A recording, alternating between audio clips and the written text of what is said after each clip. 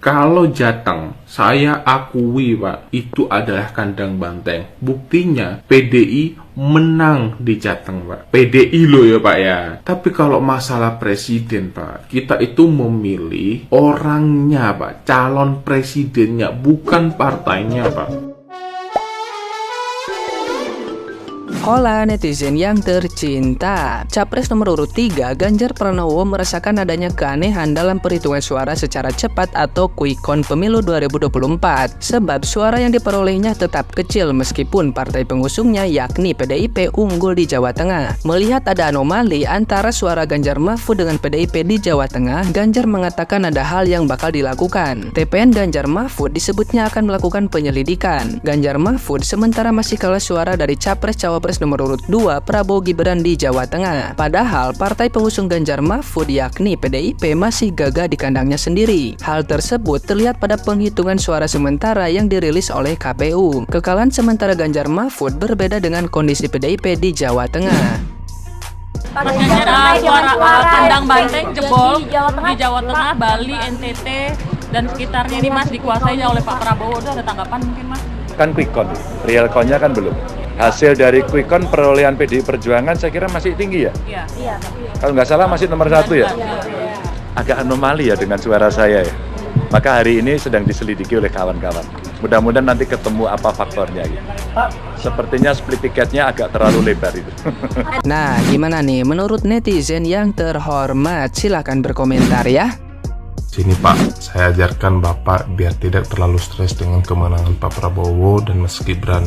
Suara partai itu bukan suara pemilihan presiden. Suara partai itu adalah suara para anggota legislatif. Contohnya, saya pilih Pak Prabowo, tapi untuk DPR RI, saya memilih para piring simbolon dari kader PDI Perjuangan. Ya. Jadi, dibedakan ya Pak, kalau suara partai lebih banyak dari suara Bapak itu bukan berarti suara Bapak harus sama atau lebih banyak daripada suara partai. Bisa saja nih ya Pak, ada orang tidak senang dengan Bapak sehingga Bapak tidak dipilih, tapi dia memilih DPR dari partai PDI Perjuangan karena termasuk famili atau kerabat. Jadi jelas ya Pak, tolong dong untuk pendukung Ganjar. Apa kalian tidak pernah mengajari Pak Ganjar ya?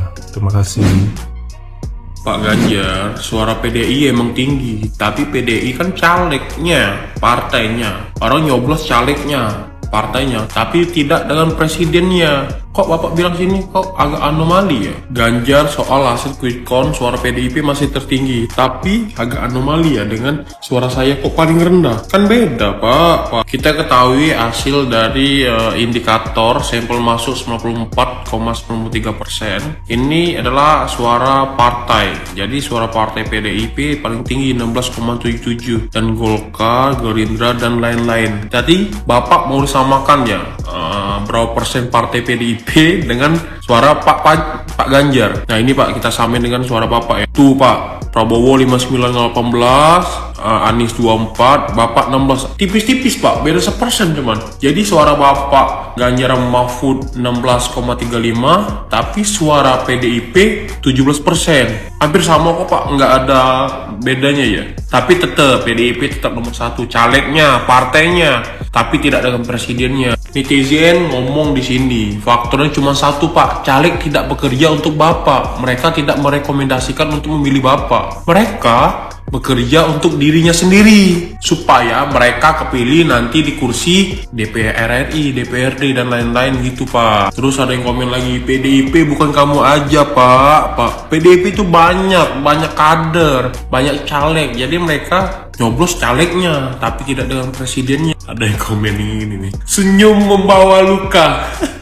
Pak Ganjar senyum-senyum tapi hatinya terluka karena suaranya paling kecil di antara 3 paslon yang lain, 2 paslon yang lain. Jadi gimana menurut Pak Ganjar? Suara PDIP dengan suara Bapak hampir sama, beda 1%. Tapi bedanya PDIP nomor 1 partainya tinggi. Tapi kalau presiden paling tinggi 02 Pak. Nggak ada anomali kok. Menurut kalian gimana? Komen, mari kita diskusi ya.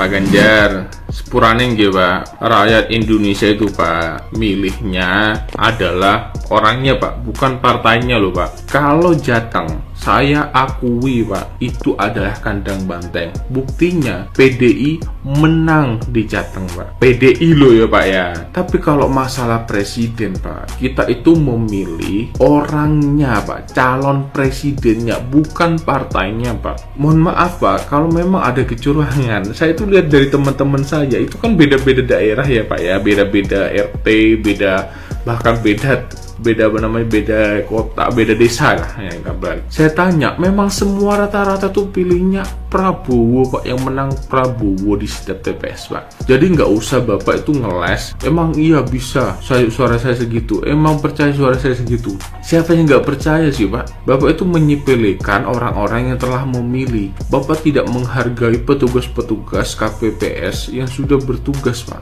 Itu jadi Bapak jangan arogan lah seperti itu Pak. Kalau Bapak dulu kan bilang, kalau nggak siap debat, kata Bapak kan, ya nggak usah ikut debat. Dan sekarang saya juga mau balik Pak. Kalau Bapak nggak siap kalah Pak, lebih baik dari awal Bapak nggak usah mencalonkan diri jadi presiden Pak. Ya Pak ya, nggak usah mencalonkan diri Pak. Itu akan lebih baik Pak. Eman Pak, uang negara Pak. Kalau dibuang hanya untuk mohon maaf Pak ya, pas yang ikut calon-calonnya seperti ini gitu loh Pak, nggak siap kalah. Eman Pak, triliunan Pak yang dipakai dananya Pak, lebih baik buat beli sembako, dibagikan ke rakyat miskin Pak. Itu aja sih Pak.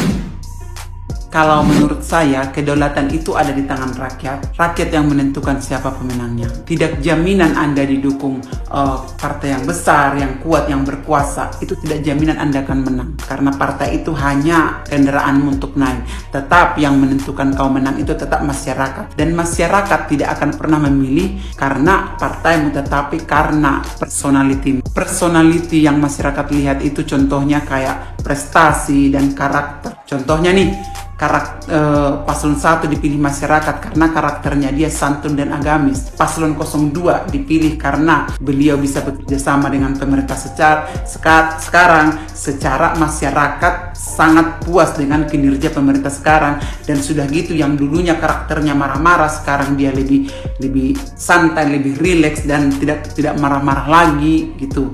Dan masuk lagi paslon 03. Paslon 03 dipilih orang rakyat gara-gara dia ramah dan lain sebagainya. Jadi karakter dari personality itu yang menjadi penentu masyarakat memilihnya atau tidak. Contohnya ya Pak, di acara debat kemarin, Bapak lebih sibuk menyerang lawan.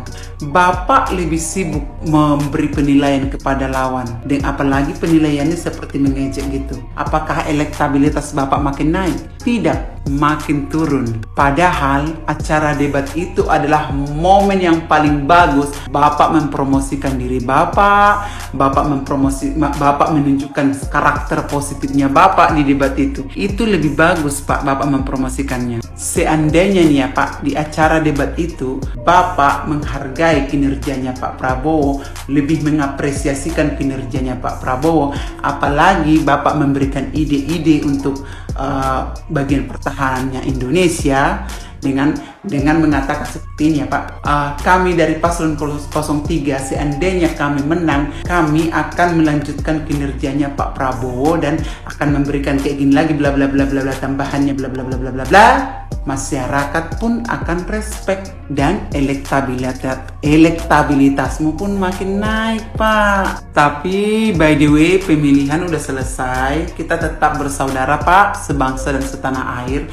Kalau 5 tahun yang akan datang Bapak ikut mencalonkan diri lagi, kalau saran saya sih Pak, tidak ada salahnya kalau Bapak belajar ke Pak Jokowi, belajar mengenai karakternya, cara kerjanya beliau, karena secara beliau adalah masternya. Saran saya aja sih Pak.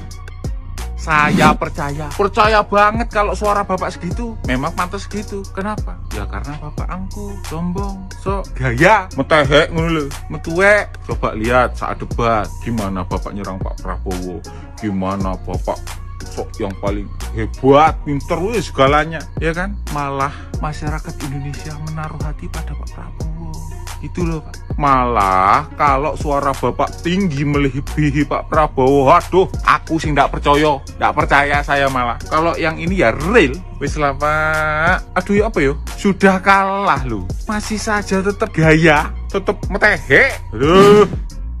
Kalau boleh jujur ya Pak, percaya banget sih. Soalnya di desa saya, yang saya dengar dari TPS-TPS lain yang ada di desa saya, yang saling mengungguli itu ada 2 paslon, 01 sama 02. Mereka itu turun naik, serius. 03, jangan sedih, mak bapak saya pilih 03, serius. Tapi ya gitulah ya, saya pilih nomor 2 sih.